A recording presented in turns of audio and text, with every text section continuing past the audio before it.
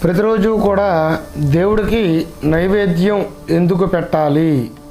పరమాత్మ సృష్టిలో 84 లక్షల జీవరాశులు. ప్రతి జీవికి ఆ భగవంతుడు ఏదో ఒక రూపంలో ఆహారాన్ని ఏర్పాటు చేసి ఉన్నాడు. అటువంటి భగవంతుడిని నిత్యము కూడా ఆరాధిస్తూ నిత్య పూజలో నైవేద్యాన్ని సమర్పించి దాన్ని ఆ స్వామి ప్రసాదంగా స్వీకరించడం ఎంతో పుణ్యదాయకం. మనం పర్వదినాల్లో భగవంతుడి ప్రీతి కొరకు అనేక రకాలైన పిండి వంటలు నైవేద్యంగా సమర్పిస్తాం. అయితే అవన్నీ కూడా ఆ భగవంతుడి యొక్క దృష్టి మాత్రం చేతనే అమృతమై దానిని మనమే ప్రసాదంగా స్వీకరిస్తాం.